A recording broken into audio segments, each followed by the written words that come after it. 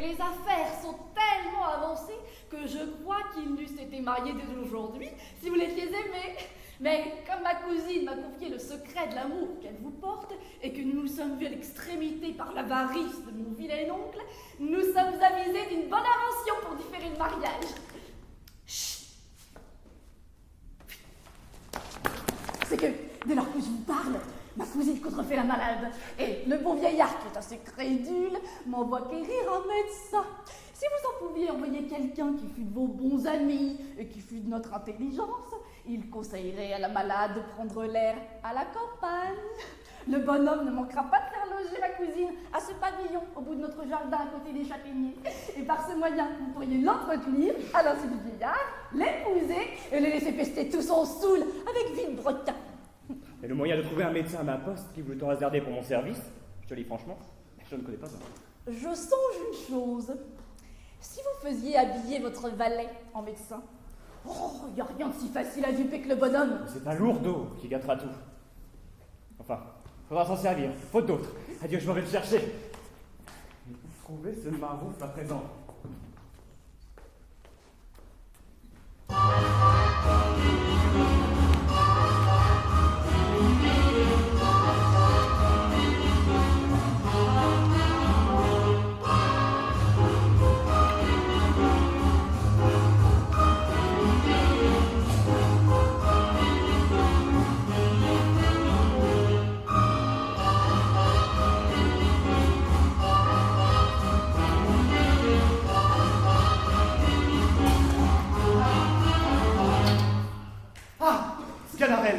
Que j'ai besoin de te voir.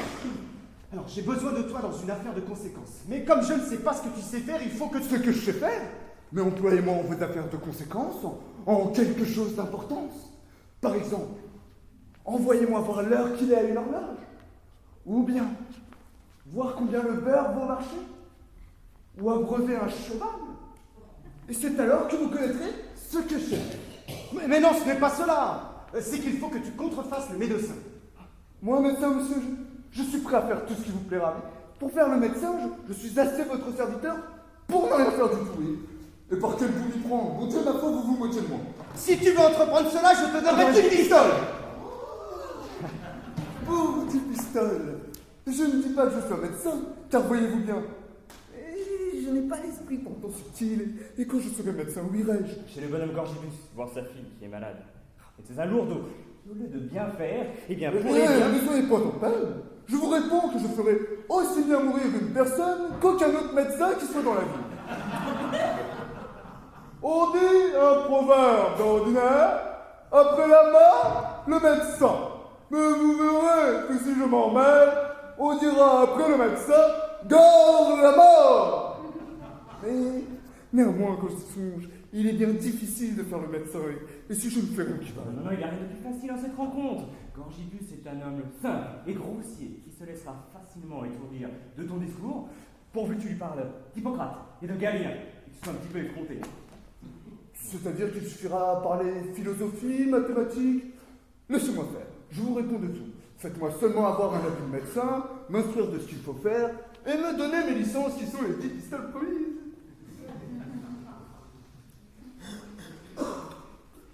Allez, vitement, mon chat.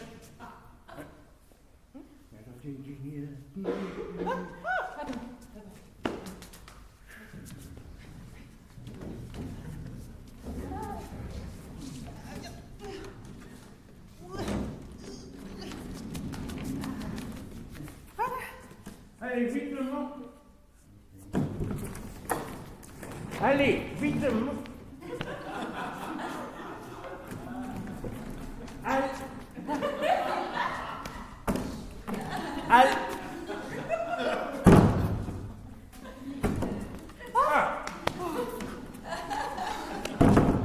Allez, vitement, je me cherchais un médecin car ma fille est bien malade. Dépêchez-vous. Oui, que diable aussi. Pourquoi vouloir donner votre fille à un vieillard, hein? Ne croyez-vous pas que ce soit le désir qu'elle a d'avoir un jeune homme qui la travaille? Ah, va-t'en vite. Je dis, je vois bien que cette maladie-là reculera bien les noces. Oui, et c'est bien ce qui me fait enrager. Je croyais refaire mon ventre d'une bonne carrure et m'en voilà sevré. Je m'en vais chercher un médecin, pour moi aussi bien que pour votre fille. Désespéré. Eh,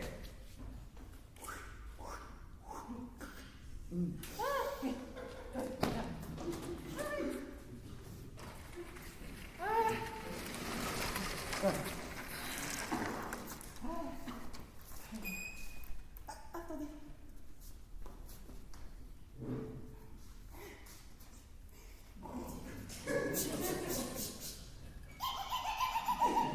Voilà.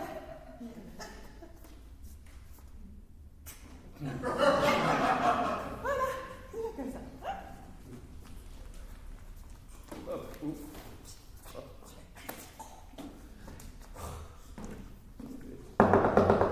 oui. Mon oncle! Oh, je vous trouve tout à propos pour vous apprendre une... Quoi? Ah.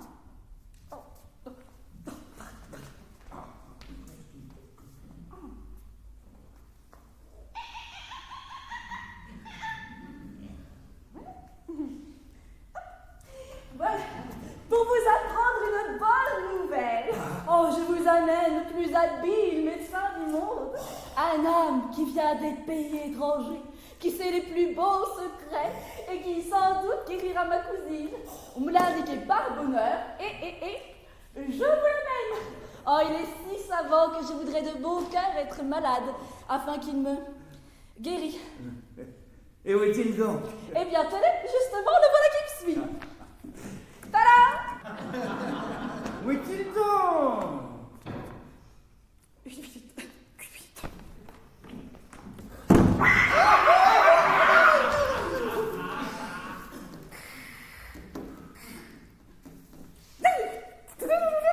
Eh bien, tenez, justement, le voilà qui me suit.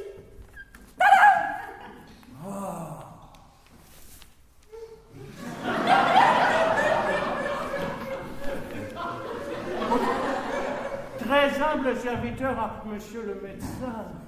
Je vous ai envoyé chercher pour voir ma fille qui est fort malade et je mets toute mon espérance en vous.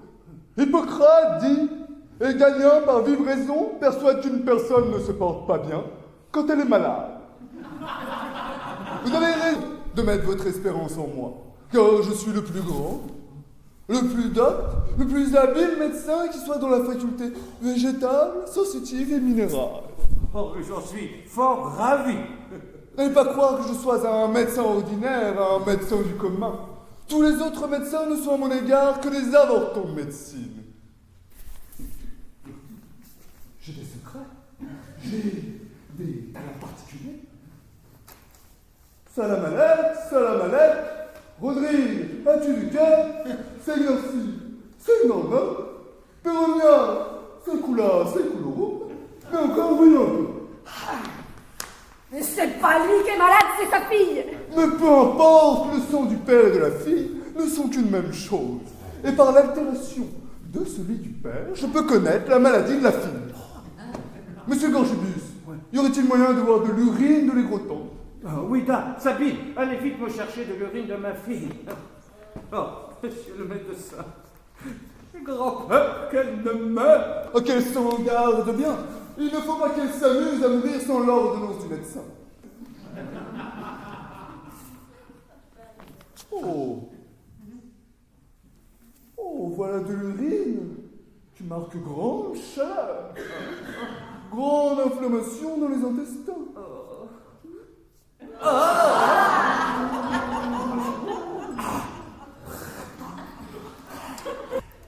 Oh, elle n'est pas tant mauvaise pourtant. Et quoi, monsieur, vous la buvez? Ne vous étonnez pas de cela. Les médecins ordinaires se contentent de la regarder. Mais moi, je suis un médecin hors du commun. Je l'avale, parce qu'avec le goût, je discerne bien mieux les causes et les suites de la maladie. Mais pour dire vrai, il y en avait trop peu pour asseoir un bon jugement, qu'on la fasse encore pisser. J'ai déjà eu bien de la peine à la faire pisser. Mais que cela? Voilà bien de quoi? Faites-la pisser copieusement. Copieusement. Voilà tout ce qu'on peut obtenir. Elle ne peut pas pisser davantage. Oh, que cela? Monsieur Gorgibus, votre fille ne pisse que des gouttes. Voilà une pauvre pisseuse que votre fille. Je vois bien qu'il faudra que je lui ordonne une potion pissative.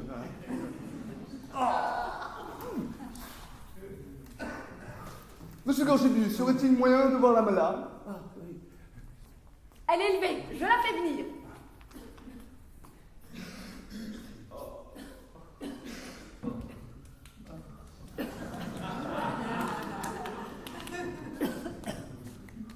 Eh bien, mademoiselle, vous êtes malade? Oui, monsieur. Tant pis, c'est une marque que vous ne vous portez pas bien. Oh, sentez-vous de grandes douleurs à la tête? Oui, monsieur. Sentez-vous des douleurs aux intestins? Oh, oui, oui. Avez-vous des coliques? C'est pas dans le texte. C'est fort bien fait. Ovide, ce grand médecin, au chapitre de la nature des animaux, dit 100 belles choses. Et comme les humeurs qui ont de la connexité ont beaucoup de rapports, et que la mélancolie...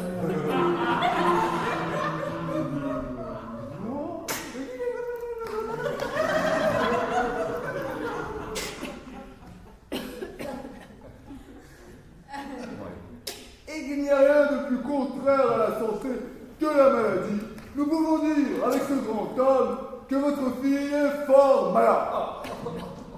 Il faut que je vous fasse une ordonnance. Vite, une table, du papier, de l'encre. Y a-t-il quelqu'un qui sache écrire?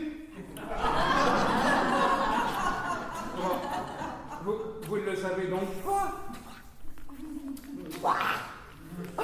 Ah oui, je ne m'en souvenais pas, j'ai tant de choses dans la tête que j'en oublie la moitié. Je crois que votre fille doit prendre l'air, qu'elle se divertit à la campagne. Ah, nous avons un fort beau jardin et quelques chambres qui y répondent. Si vous le jugez à propos, je l'y ferai loger. Eh bien, allons-y. Allons-y.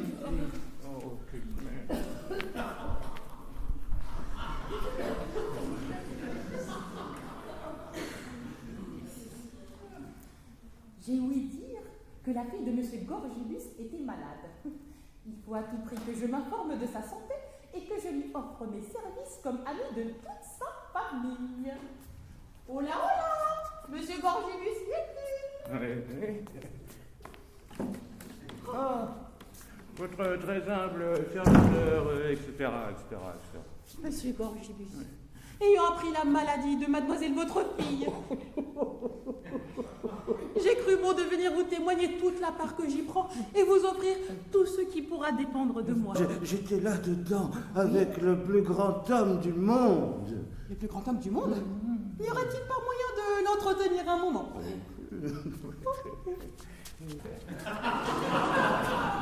Monsieur le médecin, voilà une femme de mes amis, fort savante, qui désirait vous parler et vous entretenir. Oh non, je n'ai pas le loisir, monsieur Gorgibus. Je dois me rendre à mes malades. Je ne prendrai pas la droite avec vous, monsieur. Monsieur, après tout ce que monsieur Gorgibus m'a dit de votre mérite et de votre savoir, j'ai eu la plus grande passion du monde d'avoir l'honneur de faire votre connaissance. Et c'est pourquoi je suis venue vous saluer à ce dessein. Je crois que vous ne le trouverez pas mauvais. Il faut avouer que toute personne qui excelle en quelque science que ce soit est digne de grandes louanges, et plus particulièrement ceux qui font profession de la médecine. Tant à travers son utilité qu'à travers toutes les sciences qu'elle requiert, ce qui rend sa parfaite connaissance fort difficile. Et c'est d'ailleurs pour à propos qu'Hippocrate dit, dans son premier aphorisme, Vita braves percep judicium difficile. Oui, pota baril, combustibus. C'est peut-être ça qui vous prouve que la médecine rationnelle ou dogmatique et que vous l'exercez tous les jours avec beaucoup de succès. Experientia magistra rerum. Les premiers hommes, vous savez, qui firent profession de la médecine, furent tellement estimés qu'on les mit au nom des dieux, monsieur, au nom des dieux, tant pour les belles cures qu'ils donnaient tous les jours que pour leur savoir. Ce n'est pas pour autant qu'il faille mépriser un médecin qui n'aurait rendu la santé à son patient. Monsieur, vous savez, j'ai peur de vous être importun. Je vais prendre congé de vous. Dans l'espérance que j'ai qu'à la prochaine occasion, nous pourrons converser plus à loisir. Votre temps vous est compté. Monsieur Gorgibus. Oups.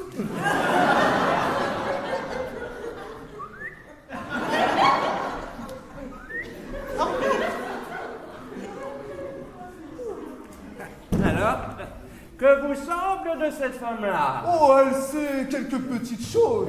Elle serait restée un temps soit peu davantage, et je l'allais mettre sur une matière sublime et relevée.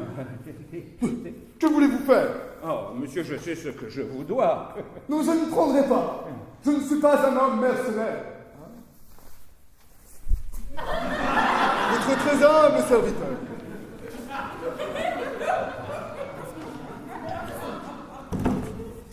Je sais ce qu'aura fait la reine. Je suis fort en compte de pouvoir les rencontrer. Ouais, qu'as-tu fait depuis que je ne t'ai point vu? Merveille sur merveille. J'ai si bien fait que Monsieur Gorginius me prend pour un ami médecin. Je me suis introduit chez lui, lui ai conseillé de faire tourner à sa fille, laquelle est à présent dans un appartement au bout de leur jardin, tellement qu'elle est fort éloignée du vieillard que vous pouvez l'aller voir commodément. Et tu me donnes de joie. Je m'en vais la robe de ce pas. Il faut avouer que ce bonhomme Gorginius est un vrai lourdeau de se laisser abuser de la sorte.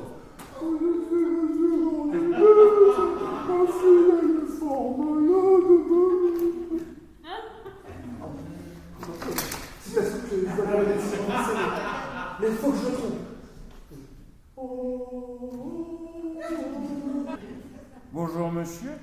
Monsieur, vous voyez un pauvre garçon au désespoir. Ne connaîtrez-vous pas en ville un médecin qui est arrivé depuis peu et qui fait des cures admirables? Oui, là, je venais, il vient de sortir de chez moi. C'est mon frère, monsieur, nous sommes jumeaux. Et comme nous nous recevons fort, on nous prend quelquefois l'un pour l'autre. Ah oui, le diable m'emporte si je n'y ai pas été trompé moi-même. Et comment vous nommez-vous? Narcisse, monsieur, pour vous rendre service. Il faut que vous sachiez qu'étant dans son cabinet, j'ai renversé 2 fioles d'essence qui étaient sur le bout de sa table. Il s'est alors mis dans une colère si étrange contre moi qu'il m'a dit hors du logis, ne veut plus jamais me voir, tellement que je suis un pauvre garçon, sans support, sans appui, sans aucune connaissance. Oh, mais je ferai votre paix. Je le connais, il est de mes amis. Je vous promets de vous remettre ensemble. Je lui parlerai d'abord que je le verrai. Oh, je vous serais bien obligé, monsieur Gorginius.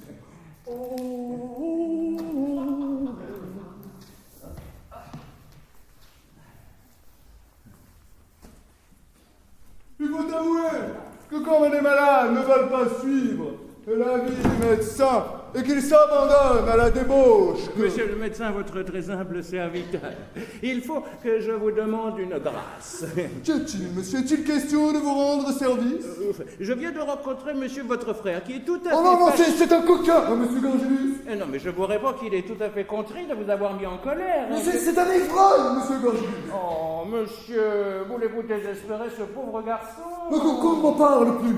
Mais voyez l'impudence de ce coquin-là d'aller vous trouver pour faire son accord. Qu'on ne m'en parle plus. Oh, mais monsieur, au nom de Dieu, pour l'amour de moi, si je puis vous obliger dans quelque autre façon, je le ferai volontiers, mais je m'y suis engagé. Allez, Non, allez, non. allez. Oh, vous m'en priez avec tant d'instance que quoique j'eusse fait serment de lui pardonner jamais. Allez, touchez-la, je lui pardonne. Mais il faut que vous sachiez que je me fais grande violence et qu'il faut que j'aie bien de la complaisance pour vous. Adieu, monsieur Gorginius. Oh, je vais de ce pas annoncer la bonne nouvelle à ce pauvre garçon. Il faut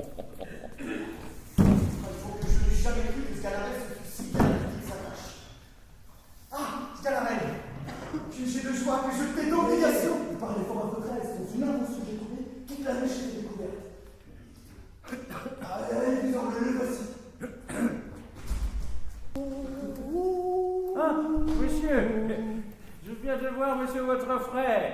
Il m'a assuré qu'il vous avait pardonné. Mais, pour en être plus assuré encore, je veux qu'il vous embrasse en ma présence. Entrez chez moi et je l'irai chercher. Ah, mais je ne crois pas que vous le trouviez à présent, et je ne resterai pas chez vous. Je crains trop sa colère. Oh, mais vous resterez, car je vous enfermerai. Allez, je vais chercher votre frère à présent. Cric-crac.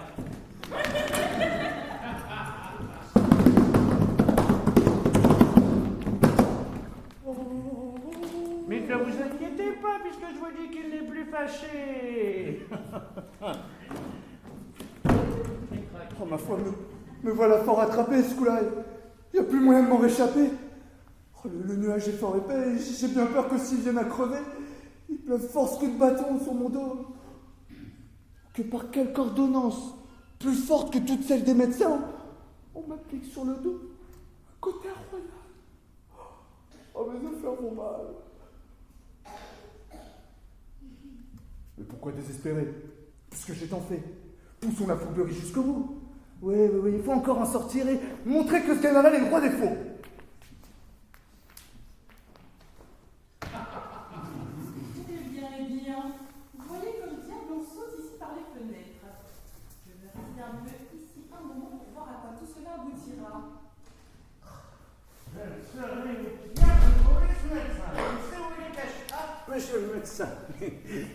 Ce n'est pas assez d'avoir pardonné à votre frère. Il faut pour ma satisfaction que vous l'embrassiez. Je vais vous chercher partout afin de faire cet arrangement en ma présence. Oh, vous vous moquez, monsieur Gorgibus.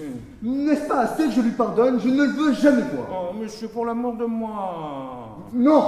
Allez, Non. allez. Oh, oui, il n'y a rien que je ne fasse pour votre satisfaction. Dites-lui qu'il descend. Je vais de ce pas le lui dire.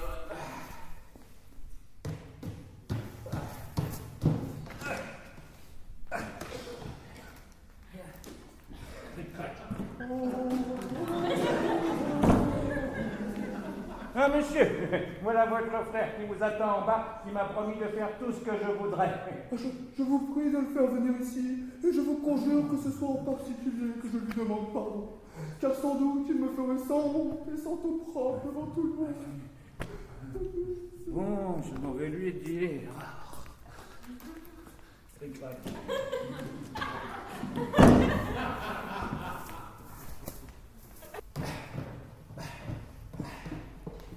Ah, monsieur le médecin, votre frère dit qu'il est trop honteux pour descendre. Il veut vous demander pardon en particulier. Tenez, voici la clé. Je vous prie de ne pas me refuser de me donner ce consentement. Bon, il n'y a rien que je ne fasse pour votre satisfaction. Mais vous allez voir de quelle manière je vais le traiter.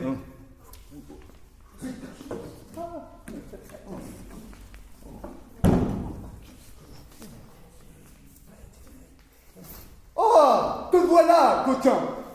Monsieur mon frère, je vous demande pardon et je vous promets qu'il n'y a point de ma faute. Point de ta faute? Pilier de débauche, coquin, avoir la hardiesse d'importuner Monsieur Gorgibus et de lui rompre la tête de tes sottises. Monsieur mon frère, tais-toi, coquin, te dis. Hé, tais-toi, coquin. Donc chez vous à présent. Mais c'est le médecin et Narcisse, son frère. Ils avaient quelques différends, mais ils sont en train de faire leur rapport. Monsieur, il me semble bien. Comme il baisse la vue, il voit bien qu'il a failli le panda. Ah, l'hypocrite, comme il fait le bon apôtre. Monsieur, pour vous le prouver, que vous voulez voir son frère à la fenêtre. Monsieur, je vous prie de faire paraître votre frère à la fenêtre. Oh non, il est indigne de la vue des gens d'honneur, je ne saurais souffrir auprès de moi. Oh, vous n'allez pas me refuser cette grâce après toutes celles que vous m'avez faites. Allez, Non, allez, non. allez. Oh, vous avez un tel pouvoir sur moi que je ne puis rien vous refuser. Montre-toi, coquin. Oui, monsieur votre obligé. Eh bien, avez-vous vu l'image de la débauche? Monsieur, dites-lui que vous voulez les voir ensemble. Bon, monsieur, je vous prie de paraître tous deux à la fenêtre et d'embrasser votre frère devant nous. C'est une chose que je refuserai à tout autre que vous. Et pour vous montrer que je suis prêt à tout faire pour l'amour de vous, je m'y réside, quoique avec peine, et veux auparavant qu'il vous demande pardon. Montre-toi.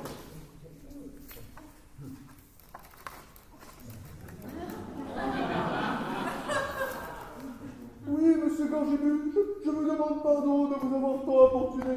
Et je vous promets, mon frère, de faire si bien désormais que vous n'aurez plus lieu de vous plaindre.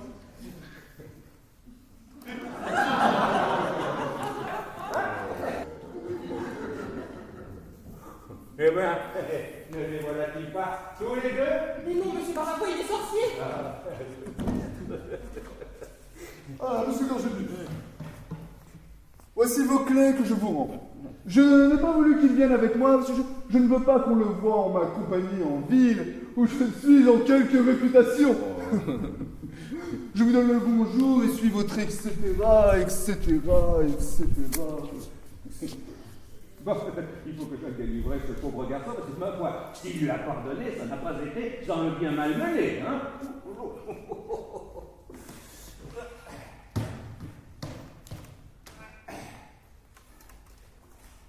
Clic-clac.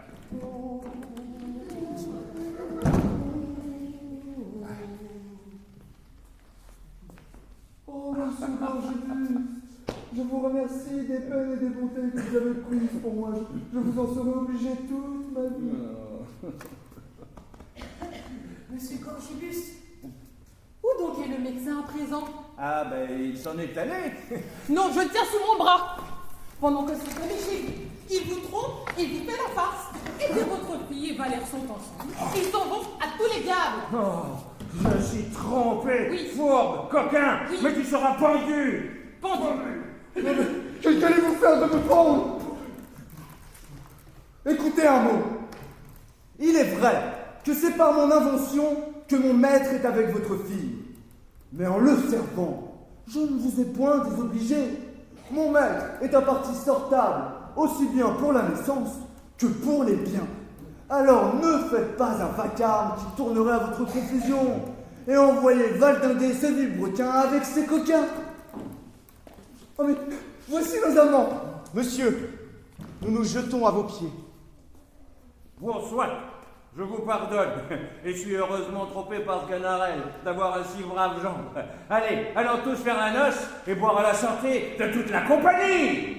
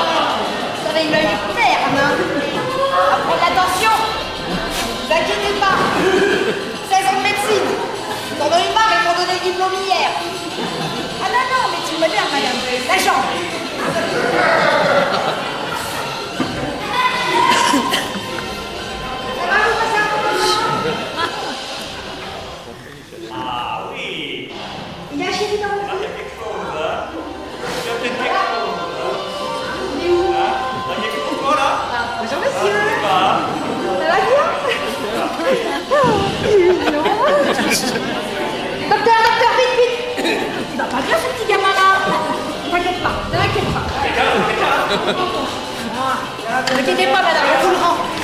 Tiens, installe-toi.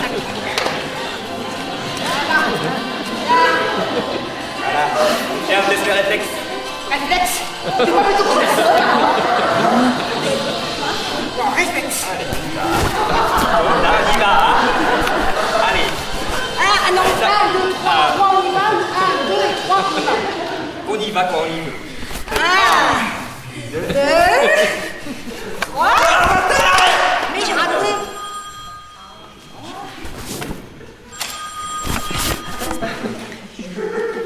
Hôpital de Shasta, bonjour, je vous écoute.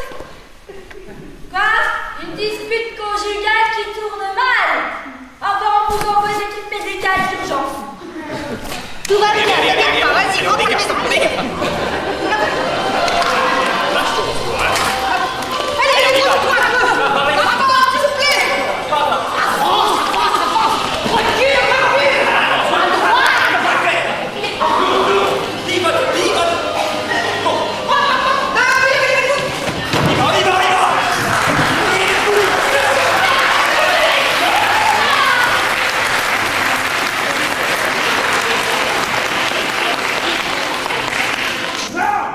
Je te dis et que c'est à moi de parler. Et je te dis pas que je veux que tu vises un pas et que je ne me suis pas mariée avec toi pour souffrir de fradelle. Ah, la grande fatigue que d'avoir une femme. Et qu'Aristote a bien raison quand il dit qu'une femme est pire qu'un démon. Vous voyez un peu l'habilhomme avec son bonnet d'Aristote. Ouais, Habilhomme, trouve-moi ce genre de fagot comme moi, qui sache raisonner les choses, qui ait servi 6 ans chez un fameux médecin, et qui, dans son jeune âge, ait su son rudiment par cœur. Peste du fou qui est fait. Peste soit de la carogne. Que maudit soit l'heure et le jour où je m'avisais d'aller dire oui. Que maudit soit le bec cornu de notaire qui me fit signer ma ruine. C'est bien à toi, vraiment, hein, à te plaindre de cette affaire. Devrais-tu être un seul moment sans rendre grâce au ciel de m'avoir pour ta femme? Et méritais-tu d'épouser une personne comme moi? Mais il est vrai que tu me fis trop d'honneur, et que j'ai tout lieu de me louer de notre première nuit de noces. Morbleu, ne me fais pas parler là-dessus, je dirais de certaines choses. Ah oui, et quoi? Que dirais-tu? Basta! Laissons là ce chapitre, il y a 2 enfants dans la salle. Il suffit que nous savons ce que nous savons, et que tu fus bien heureuse de me trouver. Qu'appelles-tu bien heureuse de te trouver? Un homme qui me réduit à l'hôpital? Un débauché? Un traître qui me mange tout ce que j'ai? Ah non, tu mens. J'en bois une partie. Tout ce qui est dans le logis. C'est livre de ménage. Oublie juste le lit que j'avais. Tu ne t'enlèveras que plus matin. Enfin, tu me laisses ton meuble dans toute la maison. On n'en déménage que plus aisément. Qui du matin jusqu'au soir ne fait que jouer et que boire. Ah, ça, c'est pour ne point m'ennuyer. Que veux-tu en ce temps que je fasse avec ma famille? Ah, bah, tout ce que tu voudras. Ah. J'ai 4 pauvres petits-enfants sur les bras. Pose-les par terre. Qui me danse? Venir les fouets. Quand j'ai bien bu et bien mangé, je veux que tout le monde soit sous dans ma maison. Et tu prétends, ivrogne, que les choses aillent toujours de même? Oh là là, doucement, ma femme, c'est tout. Que j'endure éternellement tes insolences et tes débauches? Nous énervons point, ma femme. Et que je ne sache trouver le moyen de te ranger à ton devoir? Ma femme, vous savez que je n'ai pas l'âme endurante et le bras assez bon. Je me moque de tes menaces. Ma petite femme, votre peau vous démente à votre ordinaire. Je te montrerai bien que je ne te crains nullement. Ma douce, vous avez envie de me dérober un soufflet. Et crois-tu que je m'épouvante de tes paroles? 12 objets de mes voeux. Je vous frapperai les oreilles. Ivrogne que tu es. Je vous battrai. Satanin. Je vous rosserai. Infâme. Je vous étrierai. Lâche ton père, bénit ton fripon, Maroc, voilà! Ah, vous en voulez donc? Mais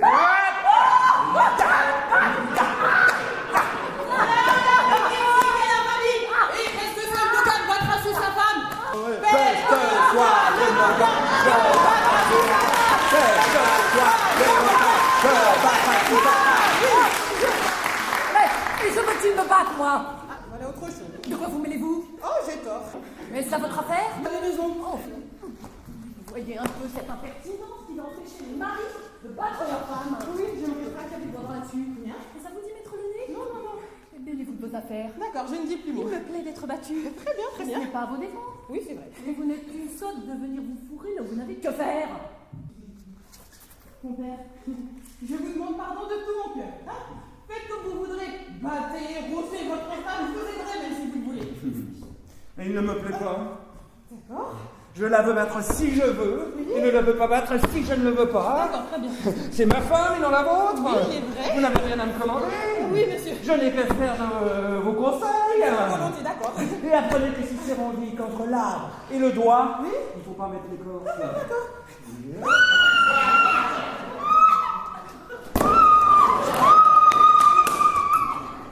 Ça, nous en appelons tous deux, touche là. Après m'avoir ainsi battu, sûrement pas. Oh, mais je ne fais rien, touche. Je ne peux pas. Non. Ma petite femme. Moi. Allons, petit. Je n'en ferai rien. Viens, Ah viens. non, je vous êtes en colère. Mais là, ta main. Laisse-moi là. Mon fils est une bagatelle, que je te dis. Tu m'as trop maltraité. Oh. Bon, allez, va, je te demande pas. Je te pardonne, mais tu le paieras. Oh, mais tu es une folle de prendre garde à cela. Ce sont des petits riens qui, de temps en temps, sont nécessaires dans l'amitié. Et une bonne fessée entre gens qui s'aiment ne fait que ragaillardir l'affection. Allez, va, je m'en vais au bois et je te promets aujourd'hui plus d'un sang de fagot. Va. Quelque mine que je fasse, je n'oublie pas mon ressentiment. Et je brûle en moi-même de trouver les moyens de te punir des coups que tu me donnes. Je sais bien qu'une femme a toujours dans les mains de quoi se venger d'un mari. Mais c'est une punition trop délicate pour mon Pandare. Je veux une vengeance qui se fasse un peu mieux sentir. Et ce n'est pas contentement pour l'injure que j'ai reçue. Malgré que j'avais pris là une dette de commission, et je sais pas parce que je pense attraper. Mon pauvre nourricier, il faut bien obéir à notre maîtresse. Et nous avons intérêt, l'un comme l'autre, à la bonne santé de notre autre maîtresse, sa fille. Et sans doute, son mariage différé par la maladie nous vaudrait quelques récompenses. Horace, qui est libéral, abonne pas aux prétentions qu'on peut avoir sur sa personne et croit qu'il ait fait voir de l'amour pour un certain Léandre. Tu sais bien que sa mère n'a jamais voulu consentir à le recevoir pour son gendre. Je dois trouver des inventions pour me venger. Mais quelle fantaisie s'est-il bouté là dans la tête puisque tous les médecins ont perdu leur latin. Eh bien, on trouve quelquefois, et à force de chercher, ce qu'on ne trouve pas d'abord et souvent en de simples lieux. Il faut que je m'en venge, à quelque prix que ce soit. Ces coups me reviennent au cœur. Je ne saurais les digérer. Madame, monsieur, je vous demande pardon, je ne vous voyais pas et je cherchais dans ma tête quelque chose qui m'embarrasse. Eh bien, chacun a ses soins dans ce monde. Et nous cherchons aussi ce que nous aimerions bien trouver. Ah, mais serait-ce quelque chose où je puisse vous aider? Cela se pourrait faire. Nous tâchons de rencontrer quelques habiles hommes, quelques médecins particuliers, qui puissent donner quelques soulagements à la fille de notre maître qui, voyez-vous, a été attaquée tout d'un coup par une maladie qui lui a ôté l'usage de la langue. Plusieurs médecins ont déjà épuisé toute leur science après elle, mais on trouve quelquefois des gens avec des secrets extraordinaires, de certains remèdes particuliers, qui font le plus souvent ce que d'autres n'ont su faire. Et c'est là ce que nous cherchons. Comme le ciel m'inspire une admirable invention pour me venger de mon Pandare. Oh, mais vous ne pouviez jamais vous mieux adresser pour rencontrer ce que vous cherchez. Car nous avons ici un homme, le plus merveilleux homme du monde pour les maladies désespérées. Où pouvons-nous le rencontrer? Nous trouvons en ce moment vers ce petit lieu que voilà qui s'amuse à couper du bois. Un médecin qui coupe du bois. Qui cueille des simples, vous voulez dire? Non, c'est un homme extraordinaire qui se plaît à cela. Fantasque, bizarre, quinteux, que vous ne prendriez jamais pour ce qu'il est. Il va vêtu de façon extravagante, affecte parfois de paraître ignorant, tient sa science renfermée, ne fuit rien tant tous les jours que d'exercer les merveilleux talents qu'il a eu du ciel pour la médecine. C'est vrai que c'est une chose admirable, que tous les grands hommes ont toujours du caprice, quelques petites touches de folie mêlées à leur science. Oui, la folie de celui-là est plus grande qu'on ne peut croire, car elle va parfois jusqu'à vouloir être battue pour demeurer d'accord de sa capacité. Et je vous donne avis que vous n'en viendrez pas à bout, qu'il n'avouera jamais qu'il est médecin, s'il se le met en fantaisie, que vous ne preniez chacun un bâton et ne le réduisiez à force de coups à vous confesser à la fin ce qui vous cachera d'abord. C'est ainsi que nous en usons quand nous avons besoin de lui. Voilà une étrange folie. Ah oui, mais vous verrez qu'après il fait des merveilles. Comment s'appelle-t-il? Il s'appelle Sganarelle. Mais est-il bien vrai qu'il soit si habile que vous le dites? Non, mais c'est un homme qui fait des miracles. Il n'y a pas 6 mois, une femme fut abandonnée de tous les autres médecins. On la tenait morte, il y avait déjà 6 heures et on s'apprêtait à l'ensevelir. Quand on y fit venir de force l'homme dont nous parlons, il lui mit une petite goutte de je ne sais quoi dans la bouche. Et dans le même instant, elle se leva et se promena dans sa chambre comme si de rien n'était.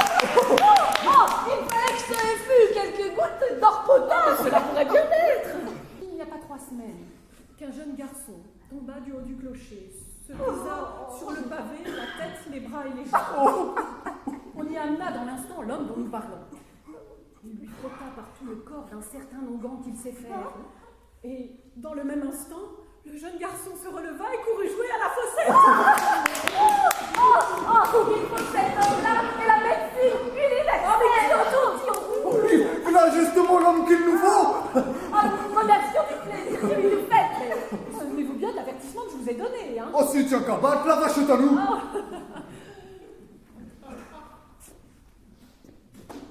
Nous sommes bien heureux d'avoir fait cette rencontre. Et j'en conçois pour moi la meilleure espérance du monde. Eh bien, allons donc le chercher, ce médecin.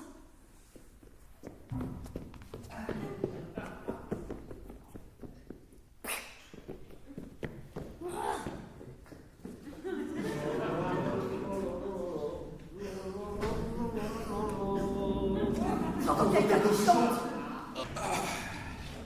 Oh, ma foi, voilà qui est assez travaillé pour boire un coup. Prenons un peu d'haleine.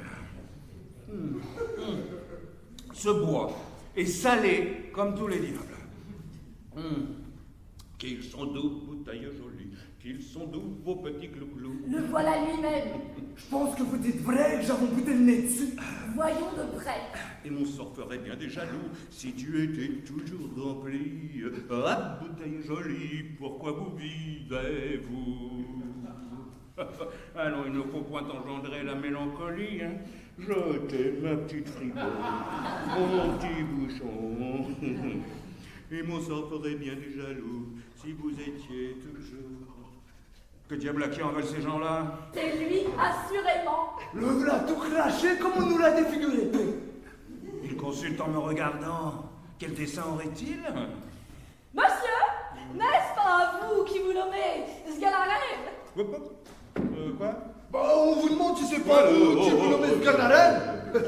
Oui et non, ça dépend ce que vous lui voulez. Oh, eh bien, nous ne voulons lui faire que toutes les civilités que nous pourrons.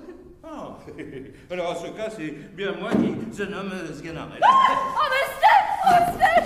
Oh, monsieur! Oh, nous sommes ravis de vous rencontrer. On nous a adressé à vous pour ce que nous cherchons et nous venons implorer votre aide dont nous avons grand besoin. Ma foi, si c'est quelque chose qui dépend de mon petit commerce, je suis tout prêt à vous rendre ce service. Ah, mais c'est trop de grâce que vous nous faites, monsieur. Mais couvrez-vous, s'il vous plaît. Le soleil pourrait vous incommoder. Oh, bah oui, monsieur, boutez dessus. Voilà des gens bien pleins de cérémonies. Il ne faut pas trouver étrange que nous venions à vous. Hein. Les habiles gens sont toujours très recherchés. Et nous sommes instruits de votre capacité. Il est vrai que je suis le premier homme du monde pour faire des fagots. Ah, monsieur! Je l'ai fait d'une façon qu'il n'y a rien à dire, n'y épargne aucune chose. Mais c'est pas de cela dont il est question. Mais aussi je les vends sans dissol le sang. Oh, ne parlons point de cela, s'il vous plaît. Ah non, mais je ne saurais les donner à moi. Ah, monsieur! Nous savons les choses. Si vous savez les choses, vous savez que je les vends cela. Enfin, monsieur, c'est se moquer. Mais je ne me moque pas, il n'en peut rien rabattre. Oh, mais parlons d'autre façon, de grâce. Ah, bien sûr, vous pourrez en trouver ailleurs, moins cher. Mais il y a fagot et fagot. Et quant à ce que je fais... Laissons là ce discours. Vous ne les auriez pas s'il s'en manquait d'un double. En fi. Ah, écoutez, je vous parle sincèrement, en conscience, vous en paierez cela, je ne suis pas homme à surfaire.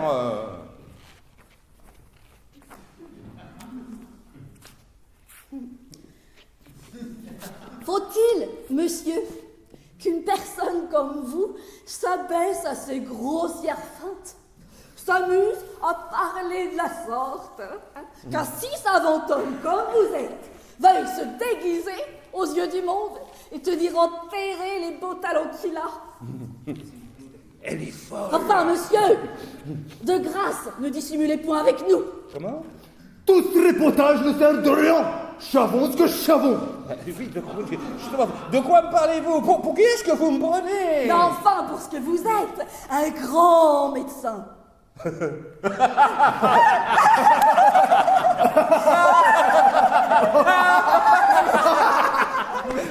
Médecin vous-même, je ne le suis pas, il n'est jamais été. Médecin. Voilà sa folie qu'il tient.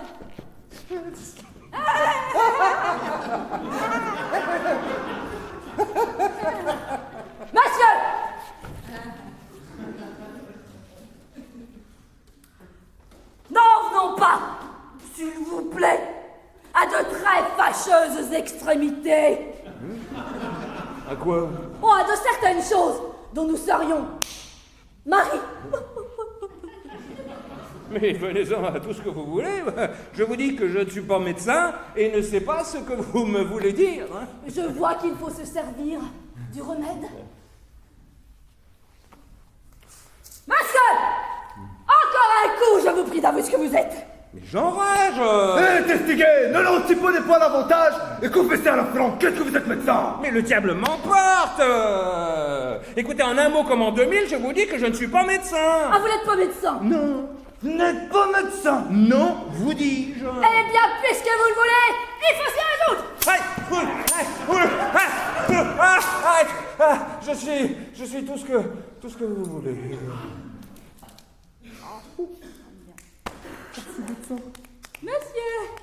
Monsieur, ah voilà. Pourquoi nous obligez-vous à toute cette violence? À quoi bon nous bailler la peine de vous battre? Je vous en assure que j'en ai toutes les peines du monde. J'en suis fâché par ma fille, franchement. Est-ce pour rire? Ou est-ce que vous extravaguez tous deux de vouloir que je sois médecin? Vous ne vous rendez pas encore et vous défendez d'être médecin? Mais le diable m'emporte si je le suis. Il n'est pas vrai que vous soyez médecin. Mais non, la peste m'étouffe. Je suis tout ce que vous voulez. Je suis médecin. Je suis même apothicaire si vous le jugez bon. J'aime mieux consentir à tout que de me faire assommer. Eh bien voilà qui va bien, monsieur. Oh, je suis ravie de vous voir raisonnable. Oh, vous me boutez la joie au cœur quand je vous vois parler comme ça. Et je vous demande pardon de toute mon âme. Je vous demande excuse de la liberté que j'avais prise. Ouais. Serait-ce moi qui me tromperais? Serais-je devenu médecin sans m'en apercevoir? Vous ne vous repentirez pas de nous avoir montré ce que vous êtes. Et vous verrez assurément que vous en serez satisfait. Ne vous trompez-vous pas vous-même? Est-il bien assuré que je suis médecin? Mais ouais, par ma figuette. Tout bon! Sans doute. Le diable m'emporte si je le savais! Mais comment? Mais vous êtes le plus grand médecin du monde. Un médecin qui a guéri je ne sais combien de maladies. Peste! Une femme était tenue pour morte. Il y avait 6 heures. Elle était prête à ensevelir lorsque vous, avec une goutte de quelque chose, vous le mîtes dans la bouche et la fîtes se relever et marcher comme si de rien n'était. Diantre! Un petit enfant de 12 ans se laisse choir du haut d'un clocher. De quoi il la tête, les jambes, les bras cassés. Et vous, avec je ne sais quel onguent, vous fîtes qu'aussitôt il se revit et s'en fut joué à la fossette. Une fossette?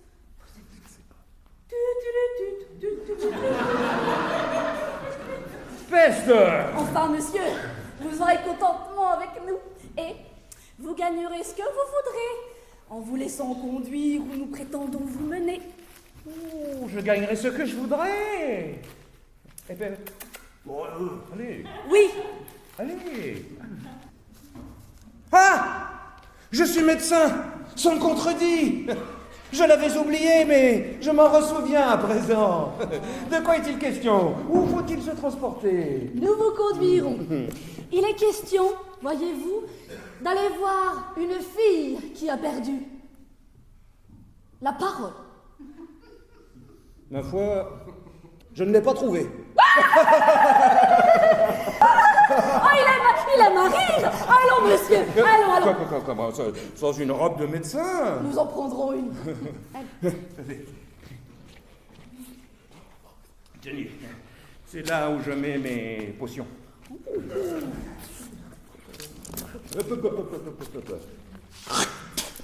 Vous marchez là-dessus, par ordonnance du médecin.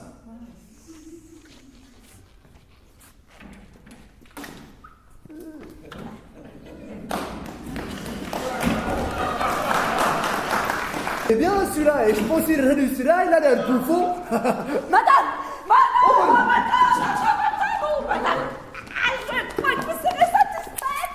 Nous vous avons amené le plus grand médecin du monde. Oh, il faut tuer l'échelle, Prestilae. Et les autres sont pas adènes de lui déchausser ses souliers. C'est un homme qui fait des cures merveilleuses. Qui a guéri des gens qui étaient morts. Bon, parfois, son esprit s'échappe un peu.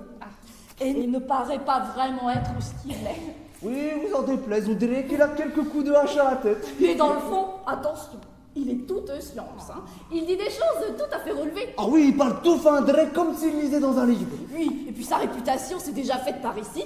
Tout le monde vient à lui. Oh, je meurs d'envie de le voir. Faites-le-moi venir vite. Je vais le faire quérir. Oh, mais pas remarqué, madame. Monsieur ici fera justement ce qu'ont fait les autres. Et je pense que ce sera que si que mythe. La meilleure médecine qu'on puisse bailler à votre fille, ce serait selon moi. Ah, Bio est mon mari, pour qui elle a eu de l'amitié. Nourrice, ma chère, vous vous mêlez de bien des choses. Oh, taisez-vous, notre ménager à Chapelaine, n'est-ce pas? Où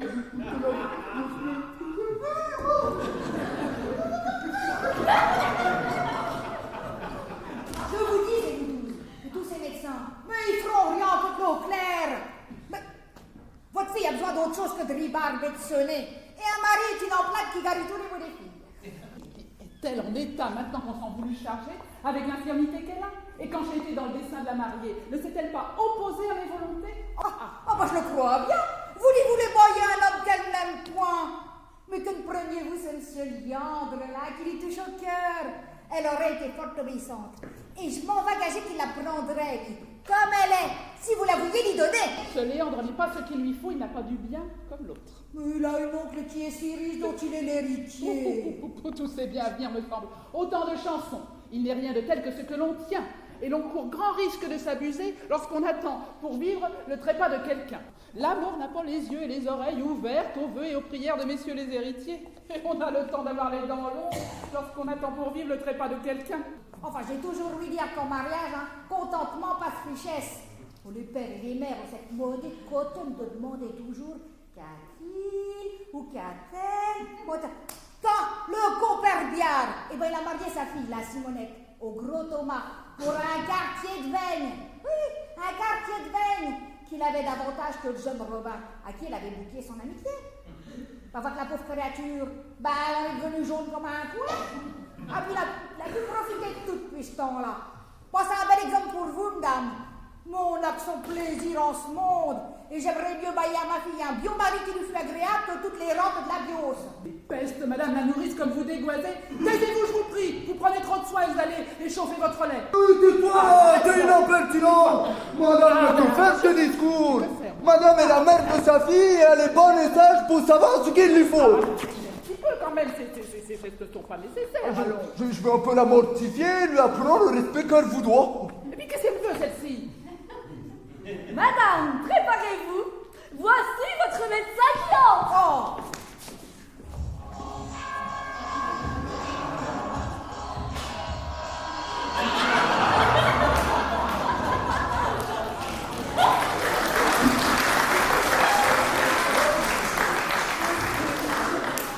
Je suis bien aise de vous voir car nous avons grand besoin de vous. Hippocrate dit que nous nous couvrions tous deux. Hippocrate dit cela? Oui. Et dans quel chapitre, s'il vous plaît? Dans son chapitre des chapeaux. Si Hippocrate le dit, il le faut faire. Madame le médecin ayant appris les merveilleuses choses. À qui parlez-vous? Ben vous. Mais je ne suis pas médecin. Vous n'êtes pas médecin. Pas du tout. Tout bon.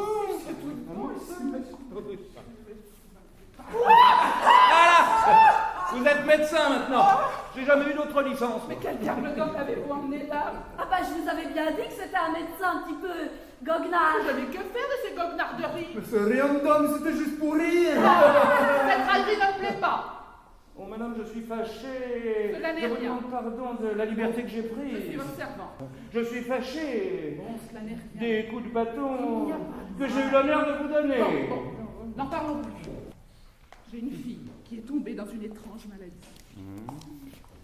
Mais j'en suis ravi que votre fille ait besoin de moi. Et je voudrais que vous en eussiez besoin vous aussi, vous et toute votre famille, afin de vous démontrer l'ardeur que j'ai de vous servir. Monsieur, je vous suis très obligée de ces sentiments. Je vous assure que c'est du plus profond de mon âme que je vous parle. C'est trop d'honneur que vous me faites.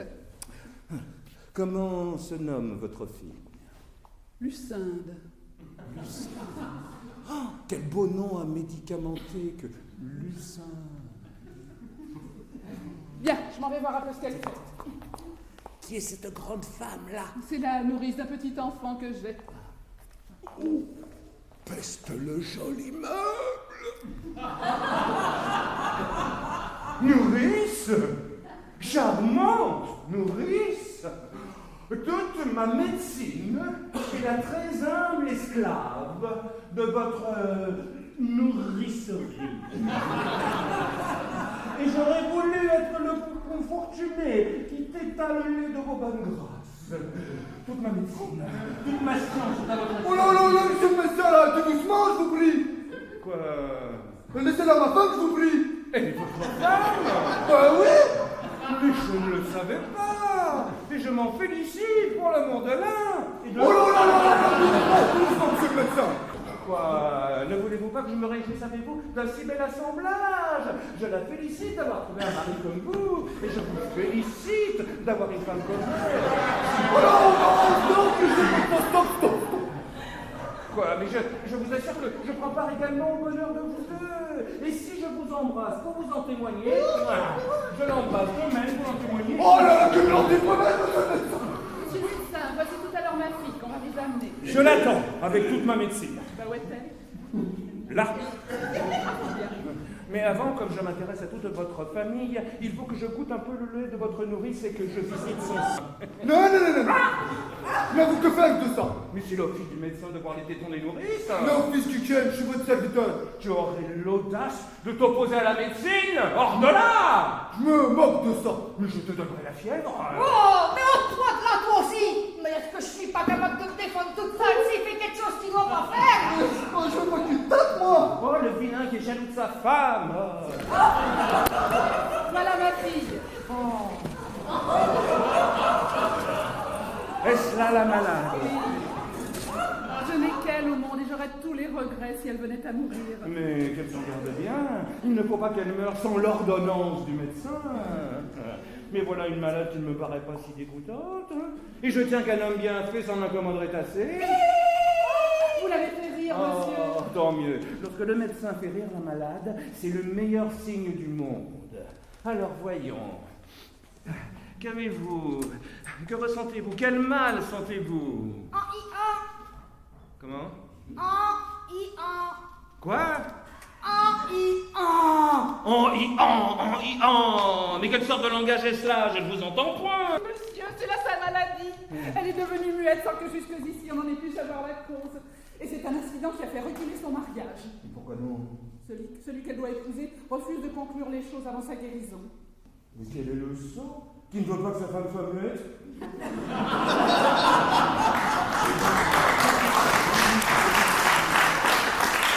L'essentiel que ma femme cette maladie-là, je me garderai bien de la vouloir guérir. Enfin, monsieur, nous vous prions d'employer tous vos soins pour la soulager de son mal. Ne vous mettez pas en peine. Alors voyons. Ce mal l'oppresse-t-il beaucoup? Beaucoup. Mais voilà qui est tant mieux. Ressent-elle de grandes douleurs? Fort grande. Mais voilà qui est fort bien fait. Va-t-elle, vous savez, oui, copieusement? Oh, j'entends rien à cela. La matière est-elle louable? Ah, mais je ne connais pas ces choses. Bon, donnez-moi votre bras.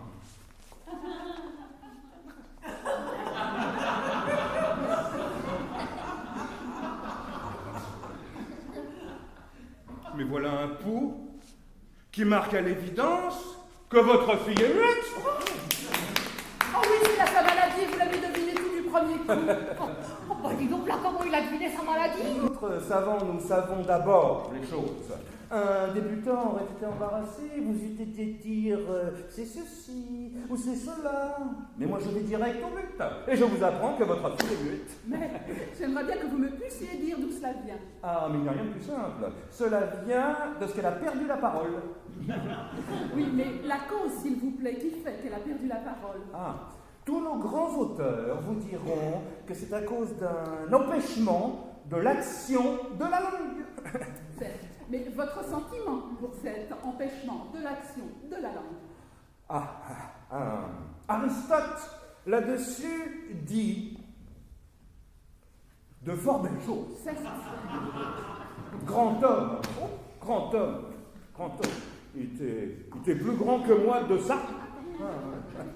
Mais enfin, pour en revenir à ce qui nous préoccupe, je tiens que cet empêchement de l'action de la langue est dû à certaines humeurs, qu'entre nous autres savants appelons humeurs pécantes. Pécante, c'est-à-dire humeur pécante. D'autant que les vapeurs formées par les exhalaisons des influences qui s'élèvent dans la région des maladies, allons pour ainsi dire entendez-vous le latin? Pas du tout. Vous n'entendez pas le latin? Non. Ah,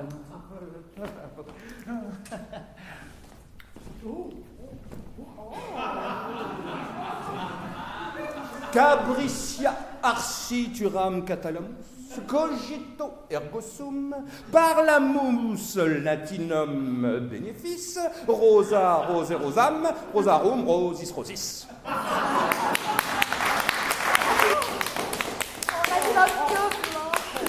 Oh, ça sentait si bien que j'ai entendu en bout. Que n'ai-je étudié? D'autant que les vapeurs dont je vous parle, venant à passer du côté droit, où est le cœur, au côté gauche, où est le foie, il se trouve que le poumon, que nous appelons en grec arniam, ayant communication avec le cerveau, que nous appelons en latin nasmus, par l'intermédiaire de la même cave, que nous appelons en hébreu cubilé, rencontre en son chemin les dites vapeurs qui remplissent les ventricules de l'omoplate. Or, ces vapeurs, comprenez bien ce raisonnement, je vous prie, ces vapeurs ont une certaine malignité. Non, écoutez bien ceci, je vous en conjure, hein, ont une certaine malignité qui est... Non mais soyez attentifs, enfin, qui est due à l'âcreté des humeurs qui remplissent la concavité du diaphragme. Il se trouve alors que simina similibus curentur, alea jactes ite missa est. Voilà justement ce qui fait que votre fille est muette.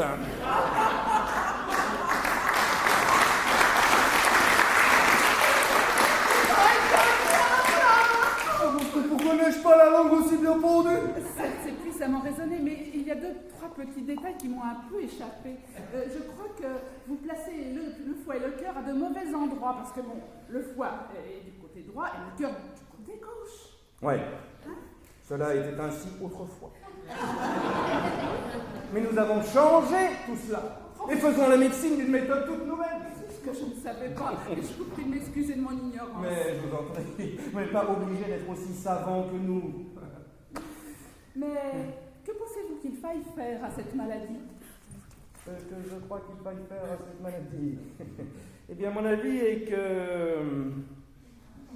qu'on la remette dans son lit et qu'on lui donne comme médicament quantité de pain trempé dans du vin. Parce qu'il y a dans le pain et le vin mêlés ensemble une vertu sympathique qui fait parler. Ne voyez-vous point que l'on donne autre chose aux perroquets et qu'ils apprennent à parler en mangeant de cela? C'est ma foi vrai. Oh, la vie l'homme! Vite, allez quérir quantité de pain et de vin. Doucement, vous. Voilà une nourrice, madame, à laquelle il faut que je fasse quelques petits remèdes. Bon, je me porte le mieux du monde, hein? Tant pis, nourrice, tant pis. Cette grande santé est fort à craindre. Et il ne serait pas mauvais que je vous fasse quelques clistères dulcifiants, quelques saignées amiables. Une mode que je ne comprends pas. Pourquoi ça les faire saigner lorsqu'on apprend une maladie? Il n'importe, la mode en est salutaire. Et de même que l'on boit pour la soif à venir, on se fait saigner pour la maladie à venir. Non. Moi, je me moque de tout ça, hein. Donne-moi ça que mon corps vient de boutique d'apothicaire. Comment vous êtes traité vos remèdes? Mais je saurais vous ramener à la raison. Je vous donne le bonsoir. Attendez.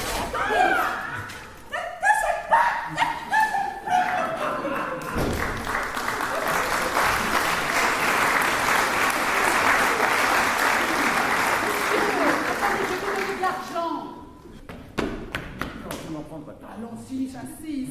Non, Oui, oui, il croyons. n'en est pas question. Si. Jamais de la vie. Et allons, Ah. voilà qui est fait. Cela est-il le point? L'argent ne me gouverne point. Je n'en doute pas. Je ne suis point un médecin mercenaire. Ce n'est pas mon idée. Ce n'est pas l'intérêt qui me fait agir. Allons accepter. Oh, bah oui, quand même. De ma foi, les choses ne vont pas mal. Il y a longtemps que je vous attends, je viens implorer votre assistance.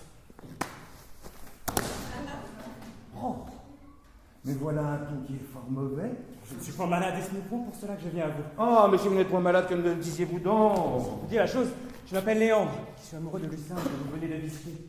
Comme par la mauvaise humeur de sa mère, taxé et fermé auprès d'elle, je me hasarde ainsi à vous prier de bien vouloir servir mon amour, de m'aider et de m'aider dans un stratagème dont j'ai trouvé afin de pouvoir lui dire 2 mots qui dépendent absolument de mon bonheur et ma vie. Mais vous êtes un impertinent de vous adresser à moi pour vous aider dans votre amour et de rabaisser la qualité de médecin à des emplois de cette nature. Mais je veux en faire, moi. Vous êtes un maladisé, vous êtes un impertinent. Vous apprendrez que c'est une grande insolence que de vouloir m'employer. Je ne pense pas pour vous qui êtes honnête homme, que je serais ravi de vous rendre ce service. Mais voyez-vous, il y a de certains impertinents au monde qui veulent à tout prix prendre les gens pour ce qu'ils ne sont pas, et je vous avoue que cela me met en colère. Je demande pardon, monsieur la liberté. Non, mais je vous en prie, ça n'est rien. Alors, ne pas être une question. La maladie, vous voulez dire, est une feinte maladie.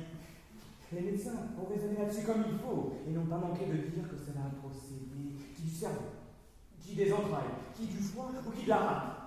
Mais il est certain que l'amour est une véritable cause et que Lucien a trouvé que cette maladie pourrait éviter un mariage dont elle était importunée. Mais je viens un peu par ici que je vous montre mon stratagème. Oh, monsieur, vous m'avez donné pour votre amour une bonté qui n'est pas concevable. Et j'y perdrai toute ma médecine. Mais où la malade crèvera, où elle sera à vie. Tadada! Ah, il me semble que je ne suis pas mal assis en apothicaire, hein? Bon, et comme la mère ne m'a guère vu, cet habit et cette perruque me semblent assez capables pour me déguiser à ses yeux. Sans doute. Bon, ce que je souhaiterais savoir de vous serait 5 ou 6 grands mots de médecine pour parer mon discours et avoir l'air d'habile. Oh, mais il n'est pas besoin de cela, la bille seule suffit, et je n'en sais pas plus que vous. Donc comment? Mais le diable m'emporte si je n'entends rien à la médecine. Allons, vous êtes honnête homme, je veux me confier à vous comme vous vous êtes confié à moi.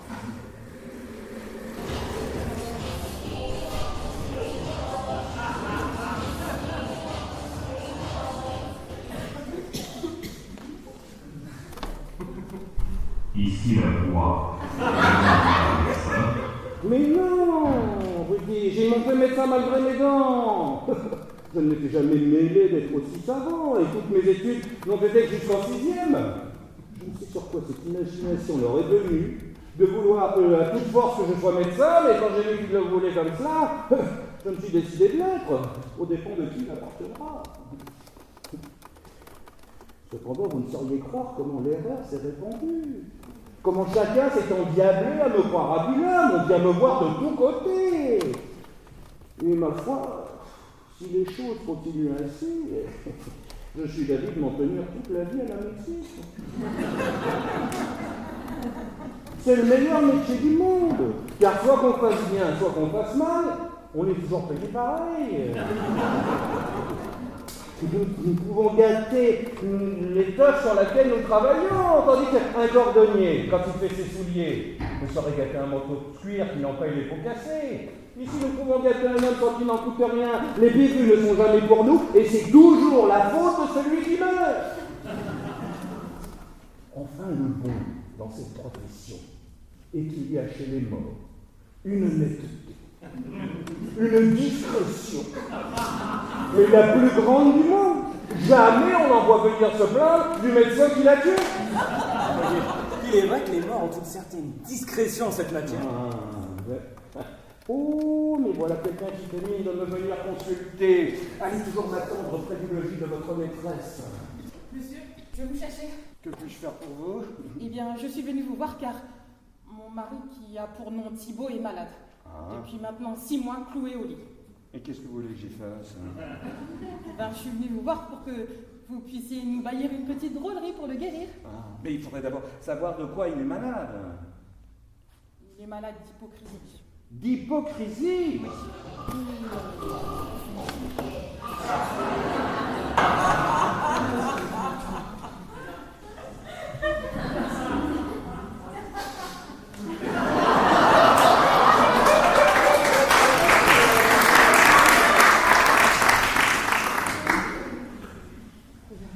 C'est-à-dire qu'il en fait partie, moi. Il a une quantité de sérieuxité dans le corps. Et en fait, son foie, son ventre, ou sa rate, enfin, comme vous voudrez bien l'appeler, au lieu de faire du sang, ne fait plus que de l'eau. Hein? Et puis, il a des lassitudes dans les jambes, il a la gorge enflée de telle manière qu'on croirait qu'il va s'étouffer. Vous savez, dans notre village, on a un apothicaire. Il lui a donné je ne sais combien de lavements, cela ne manque qu'une bonne douzaine d'écus. Il a des portions cordales, des infections jacentes. Il a même voulu lui faire essayer le vin méthylé. Mais j'ai refusé. J'ai eu trop peur que ça n'envoie pas tresse. J'ai pas envie de le voir mourir, moi. Hein? Et puis il a voulu lui faire essayer toutes ces nouveautés. Vous savez, ces médecins, monsieur. Ils sortent tellement d'inventions qui envoient les gens au cimetière. Faut que vous nous aidiez. Alors, venons-en, en fait, mon ami, venons-en, en fait. Eh bien, le fait est, monsieur, qu'il faut que vous nous trouviez un remède pour le guérir. Je ne vous entends pas. Mais il faut que vous nous aidiez, monsieur. Je ne vous entends pas.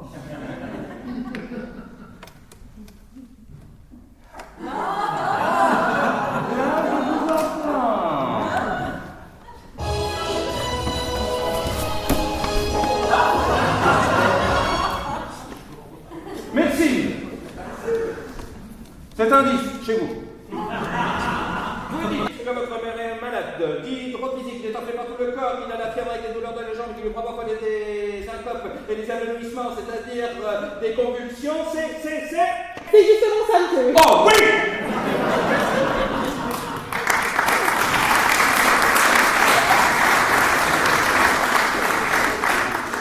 Et vous voulez un remède? Oui, c'est tout à fait ça, ouais. Un remède pour le guérir. Oui, oui, c'est comme je l'entends, monsieur. Hein. Oui.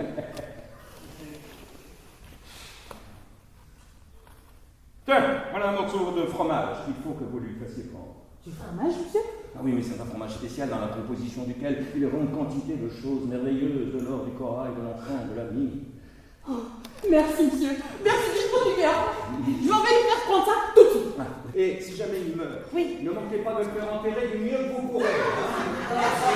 Merci, au revoir.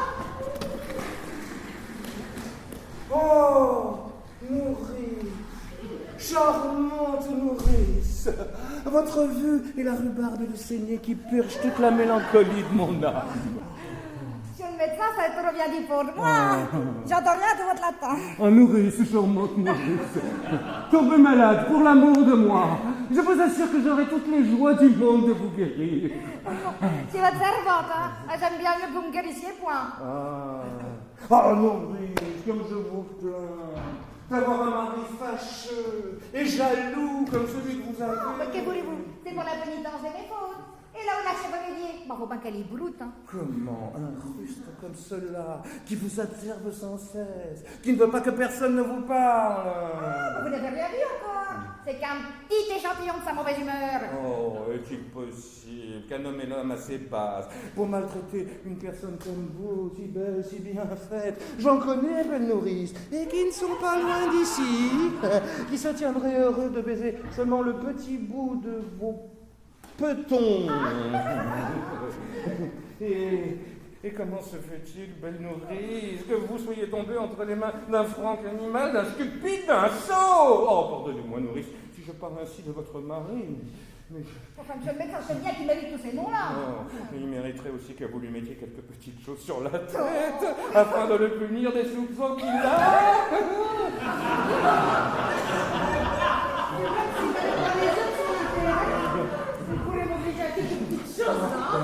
Ah, nourrice, vous feriez bien de vous venger de lui. C'est un homme qui mérite cela. Et si j'étais assez heureux pour être choisi, pour aller... Oh, mais j'ai piscine. Je l'avais oublié, mais je m'en ressouviens maintenant.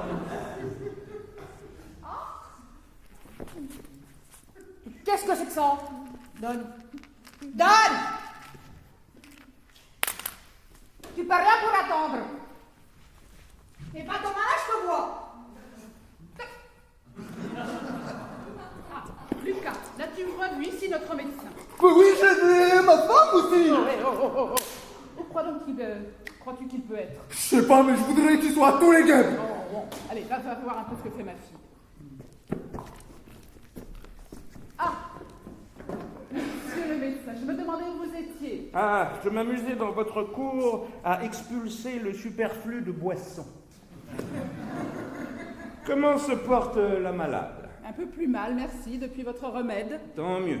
C'est signe qu'il opère. Oui, mais en opérant, je crains qu'il ne l'étouffe. Ne vous inquiétez de rien. J'ai des remèdes qui se moquent de tout et je l'attends à l'agonie. Qui est donc cet homme que vous m'amenez? C'est celui qui... l'apothicaire. Votre fille en aura besoin. D'accord. Madame, voilà votre fille. Elle voudrait marcher un petit peu. Oh, mais cela lui fera le plus grand bien. Tenez, monsieur l'apothicaire, donnez-vous un peu tâter du cou de la malade, afin que je discours avec vous tantôt de sa maladie. Madame, c'est une grande question entre les doctes de savoir si les femmes sont plus faciles à guérir que les hommes, ou le contraire. Certains disent que oui, d'autres que non, et moi je dis que oui et non. D'autant que l'opacité des humeurs qui se rencontrent au tempérament naturel de la femme, faisant que la partie brutale peut toujours prendre le pas sur la partie sensitive. Non, écoutez bien cela, je vous en prie. On voit que l'inégalité de leurs opinions dépend du mouvement oblique du cercle de la Lune, et de même que le soleil qui darde de ses rayons la concavité de la Terre ouvre... Je ne suis pas du tout capable de changer de sentiment. Oh mon Dieu! Oh, voilà ma fille qui parle. Oh, grande vertu du remède, oh, admirable médecin. Oh, que je vous suis reconnaissante pour cette guérison merveilleuse. Et que puis-je faire pour vous après un tel service? Voilà une maladie qui m'a donné bien de la peine. Oh, Lucinde. Oui, mère, j'ai recouvré la parole. Mais je l'ai recouvrée uniquement pour vous dire que je n'aurai jamais d'autre époux que Léante. Et c'est inutilement que vous voulez me donner. Horace, rien n'est capable d'ébranler la décision que j'ai prise. Vous m'opposerez en vain de belles raisons. Tous vos discours ne serviront de rien. C'est une chose où je suis déterminée, qui n'est de puissance maternelle qui puisse m'obliger à me marier malgré moi. Vous aurez beau faire tous vos efforts, mon cœur ne saurait se soumettre à cette tyrannie, et je me jetterai plutôt dans un couvent que d'épouser un homme que je n'aime pas. Non, en aucune façon, point d'enfant, vous perdez le temps. Ceci est résolu.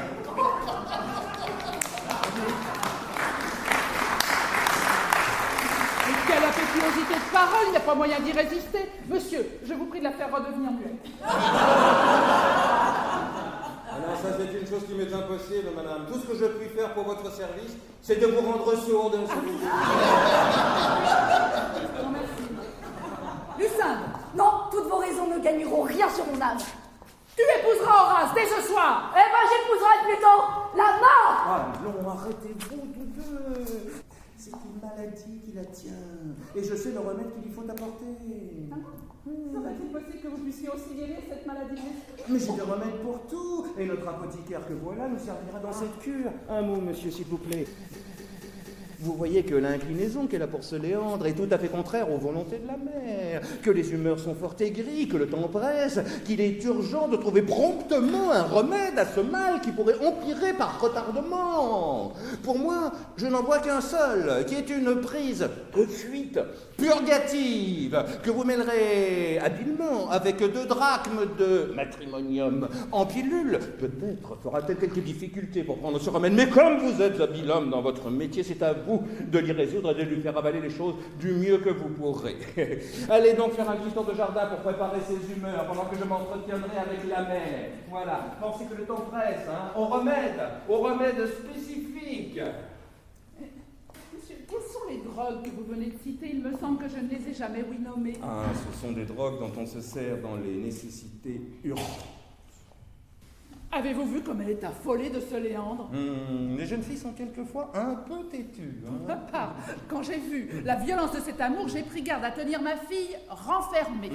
La chaleur du sang fait cela dans les jeunes esprits. Et j'ai fait attention qu'il n'ait communication ensemble. Ah, mais voilà qui est prudemment raisonné. Il serait arrivé quelque malheur si j'avais souffert qu'ils ne se fussent vus. Sans doute. Et elle aurait sans doute été fille à s'en aller avec lui. Oh. Alors, on me rapporte qu'il fait tout pour lui parler. Oh, le drôle. Il perdra son temps. J'empêcherai bien qu'il ne la voie. C'est qu'il n'a pas affaire à une sorte. Vous savez des chapitres qu'il ne sait pas. Plus fin que vous n'est pas bête. Oh, bah, Sanguine, voici bien du Tatamar. Votre fils s'est enfui avec son lion. C'était lui qui était l'apothicaire. Et voilà ce médecin-là qui a fait cette belle affaire. Ah, traître, m'assassiner de la façon. Vite, va quérir un commissaire et prends bien garde qu'il ne sorte. Oui, toi, je te ferai punir devant la justice. On est là seulement, monsieur le médecin. Ah, je vous un peu des nouvelles du médecin que je vous ai donné. Le plat qui va pas être pondu. Quoi? Mon mari non plus, mais là, ça a été un peu un ça. Il a fait enlever la fille de notre maître. Et là, son mari, est-il bien qu'on va te vendre? Ah, tu vois. Mais enfin, faut-il que tu te laisses mourir en présence de tant de gens? Que veux-tu que j'y fasse? Si au moins tu avais acheté depuis notre bois, je prendrais quelques consolations. Va-t-on là? Tu me fends le cœur. Non, je veux te donner pour t'encourager à la mort. Je te dis que je t'aurais vu pendu. Le commissaire viendra bientôt. Il va te mettre dans un endroit où on me répondra de toi. Mais cela ne pourrait-il pas se changer en quelques coups de bâton? Non, la justice en ordonnera. Madame, je viens paraître Léandre à vos yeux et vous remettre Lucin dans votre pouvoir. Nous avions eu dessein de nous en aller et de nous marier ensemble. Mais cette entreprise a fait place à un procédé beaucoup plus honnête. Je ne prétends pas vous voler votre fille, et ce n'est que de votre main dont je veux la recevoir. Je dirais simplement que j'ai reçu certaines lettres où j'apprends la mort de mon oncle. C'est de moi. Oui, chérie. Et j'ai pas encore 50 ans. Votre vertu m'est tout à fait considérable et je vous donne ma fille avec la plus grande joie du monde. Allons conclure les choses. Je t'aime.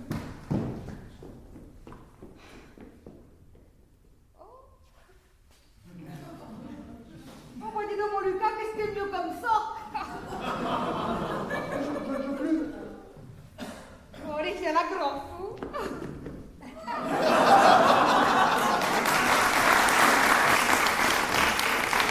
La médecine l'a échappé. Puisque tu ne seras pas vendu, et voilà grâce à être médecin, parce que c'est moi qui t'ai procuré cet honneur. C'est toi qui m'as procuré pour ce coup de bâton, oui. Et tu n'as rien fait pour me défendre. Je te tiens. Pour ça, le tien. Aidez-moi.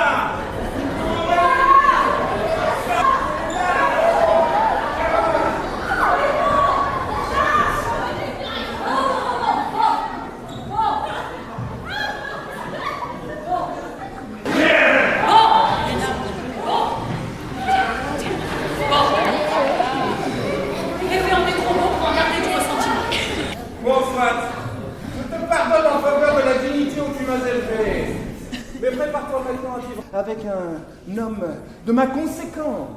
Et songe que les colères d'un médecin sont plus à craindre qu'on ne peut croire.